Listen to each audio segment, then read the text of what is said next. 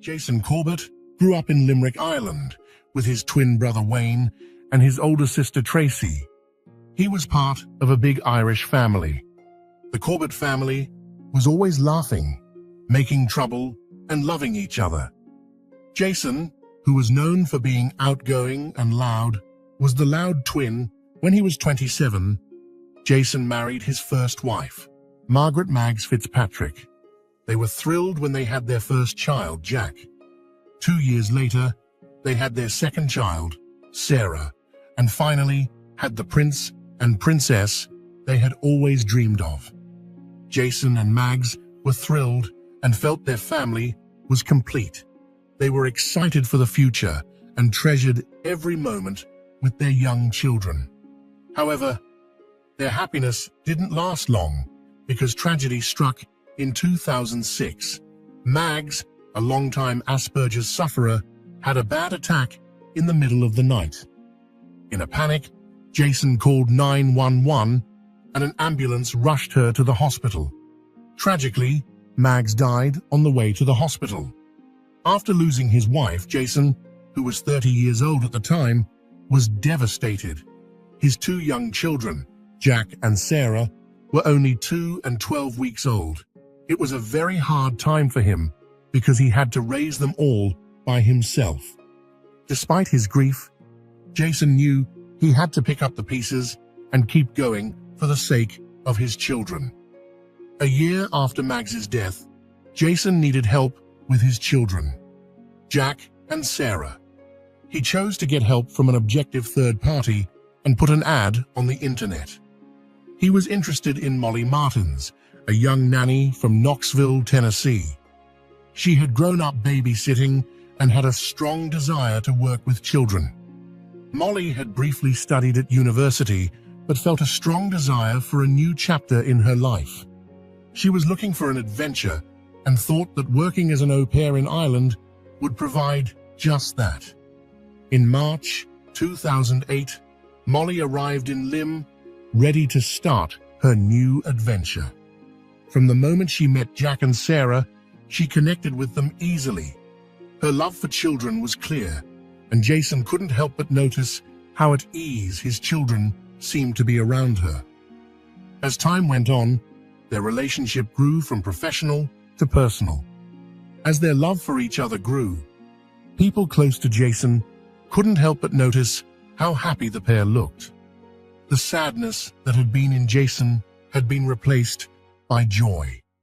Molly's arrival in Limo had brought new life into Jason's life. After 2 years together, Jason and Molly started talking about their future. On Valentine's Day 2010, Jason proposed to Molly at one of their favorite restaurants in Limerick. The couple was happy and celebrated with a champagne toast with family and friends. Molly. She was thrilled to be engaged to Jason and eager to become his wife. She treated Jack and Sarah like they were her own children. By the time Molly and Jason chose to get married, they had been dating for a few years. Their families were happy for them and supported their relationship. But when Jason's family and friends came to America for his and Molly's wedding, the Molly they had known in London seemed to have changed. She was acting strangely controlling and angry, and she didn't seem like the blushing happy bride they had expected. During the wedding weekend, Molly barely left her room and didn't talk to anyone. This behavior confused Jason's family because they had always thought that Molly and Jason were deeply in love. One of the bridesmaids told Jason's family that Molly had told her that she had been close friends with Maggs, Jason's late wife, before she died of cancer. Tracy was shocked by this news. Maggs, Jason's sister, had not died of cancer, as Molly said. She had died of an asthma attack. Also, Molly had no idea who Maggs was. Tracy, who had known Molly for years, started to wonder if her brother should marry her. As the weekend went on, Molly's behavior got worse. She seemed distant and uninterested in the wedding plans. Molly's family was worried and tried to figure out why she had lied about knowing Mags. An equal number of Jason's friends asked him the same thing Tracy did. Should he marry Molly? One of them, Jason's groomsman at the wedding, told him it wasn't too late to back out of this and go back to Ireland. Jason said he couldn't because he had promised Molly he would keep his word. As the wedding day approached, tensions were high. His family stood far away and watched Molly stand by his side. They hoped for the best, but couldn't help but feel uneasy. The wedding went off without a hitch, but what happened afterward raised more questions than it answered. Jason's family was still worried about their future and didn't know if Molly was really the right person for Jason. After Molly and Jason got married, they moved in with Jack and Sarah in Winston-Salem, North Carolina. From the outside, the Corbett family looked like the perfect mixed family. Tracy said Molly fit in perfectly with Jason and his kids. Jason said he wanted to go back to Ireland, but he knew it would be hard to leave Molly. Jason missed his home country and the sport he loved, rugby. Being away from rugby made Jason miss Ireland even more. He missed being a part of the rugby community and the friendships that came with it. Jason also loved Irish culture in general. He loved the traditions, music, and language that were only spoken in Ireland. The lively atmosphere and friendliness of the Irish people made an impact on Jason, and he treasured the memories he had from his time there. Even though Jason liked his Winston-Salem friends and the area around him, it wasn't Ireland. Once he left Ireland, it took him to Winston-Salem, North Carolina, but that place didn't mean as much to him. Jason missed the comfort and sense of belonging that he felt in his home country of Ireland. Jason always planned to take his kids back to his home country of Ireland. He loved his country very much and wanted it to be a part of his kids' lives. It was important to Jason to raise his kids there as teens.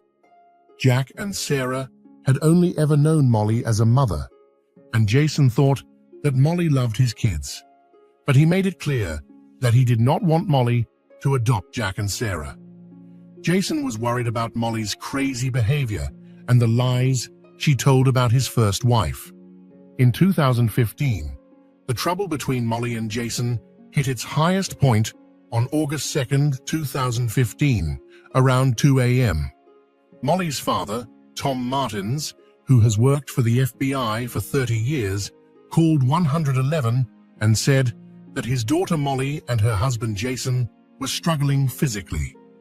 When the dispatcher asked Tom what he meant by bad shape, Tom said that he had stepped in and thought Jason was in bad shape. When Tom admitted that he thought he might have killed Jason, the dispatcher sent police and an ambulance right away to the Corbett home, where they found Jason dead in the bedroom. In bloody clothes, Molly and her father were both at the scene of the crime. Detectives talked to Molly and Tom about what happened after they were taken to the police station. Tom told the police that he was staying at the house of his daughter Molly and that he saw his son-in-law before he went to bed. Jason had a drink. To find out what was going on, Tom heard a noise coming from the second floor and decided to check it out.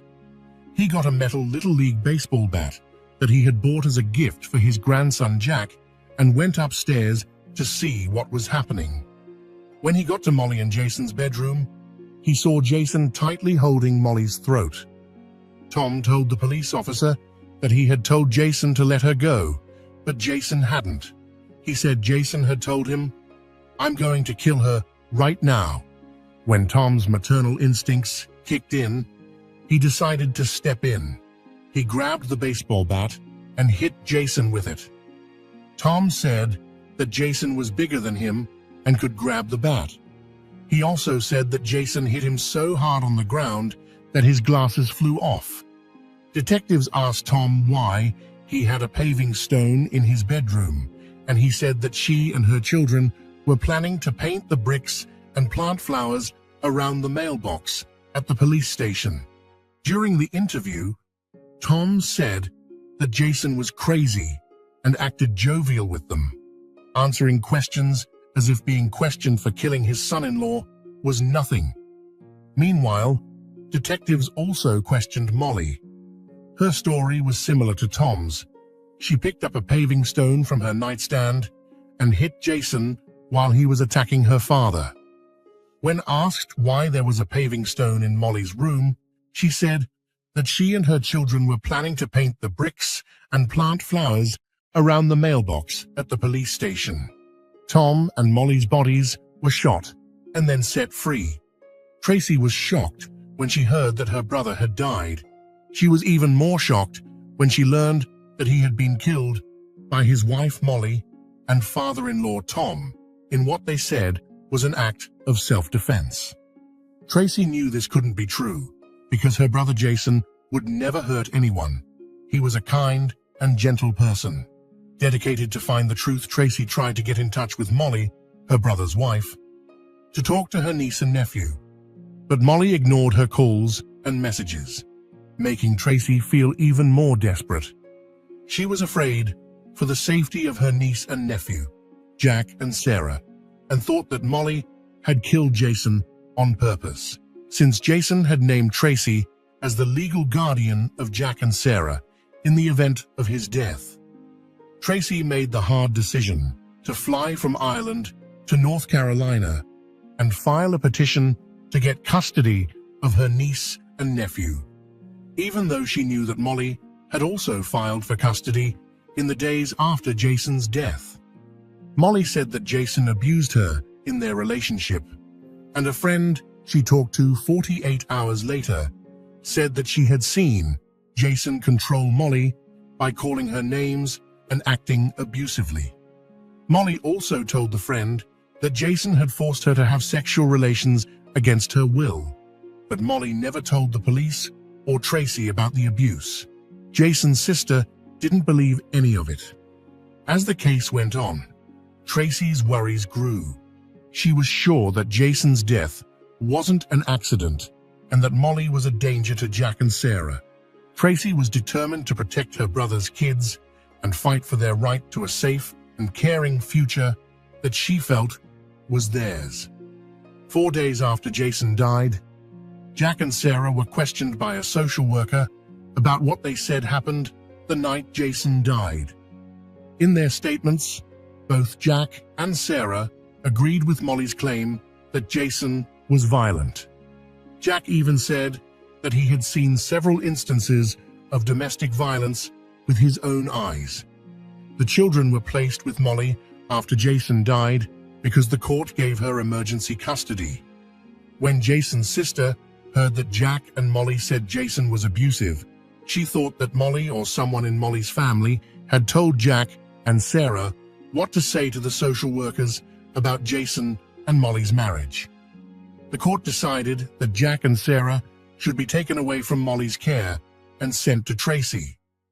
After Jason's body was autopsied, it was given to his sister Tracy. Tracy then made plans for the body to be flown from the US to Ireland. The Kevin Bell Repatriation Trust paid for the transportation. The Kevin Bell Repatriation Trust is a charity named after a man who died abroad in tragic circumstances. It was set up to help families and friends pay for the re-entry of the bodies of loved ones who died while abroad. Tracy, 2 weeks later, Jack and Sarah went back to Limerick, Ireland. Molly, on the other hand, was heartbroken by the choice.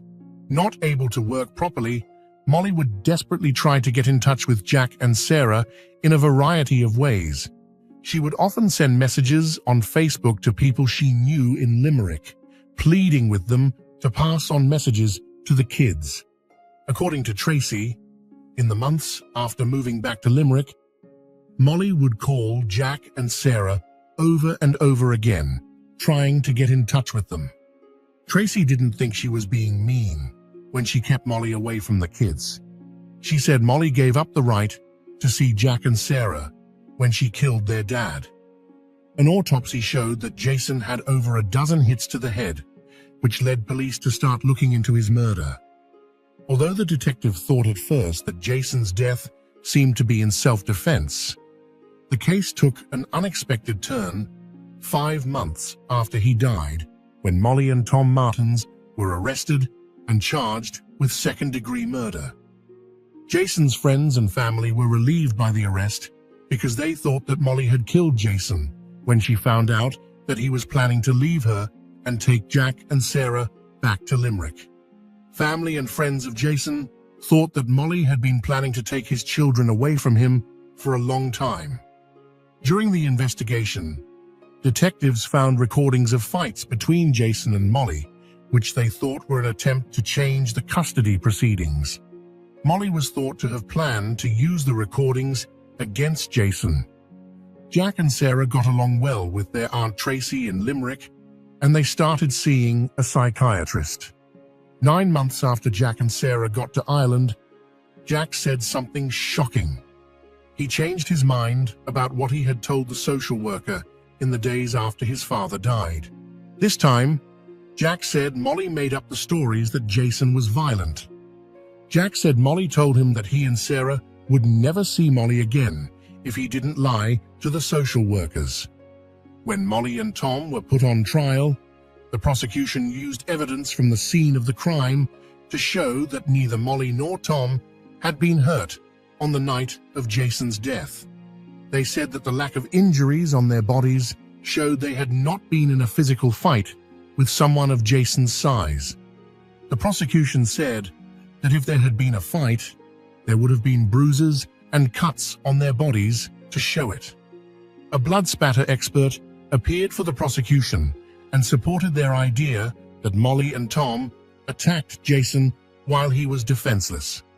Experts showed proof that Tom had been hitting the baseball bat over Jason while Jason was no longer a threat. The experts' testimony supported the prosecution's theory that Tom had intentionally hurt Jason. The prosecutor showed evidence that Molly would have received Jason's $600,000 life insurance policy upon his death, which was used as a reason to support the accusation that she murdered him. When Molly and Tom's defense team went on the stand, they showed a picture of Molly taken the night Jason was killed. In this picture, there was a red mark on Molly's neck, but the prosecution's experts said that the redness could have been caused by rubbing and pulling on it. A number of first responders saw Molly acting this way on the night that Jason died, but the defense brought in their own expert witness who said that the red mark on Molly's neck could be proof that she had been strangled. The expert also said that scratches behind Molly's ears, trouble swallowing, and a sore throat were all signs of strangulation. This expert also said that Molly peed on herself while Jason choked her, saying that this is a typical thing that can happen when someone passes out from not getting enough oxygen. A nurse practitioner who had seen Jason 2 weeks before he died was called as a witness by the defense. The nurse practitioner said that Jason had told her that he often had sudden fits of anger and felt stressed. According to the defense, the nurse practitioner's testimony showed that Jason had been having mood swings during the trial. To explain himself, Tom went to the stand and said that he thought his and Molly's lives were in danger the night Jason died. He also said that he did everything he could to protect himself. Tom told the jury that once he got the bat back from Jason, he hit Jason until he thought the threat was over, which happened when Jason fell to the ground.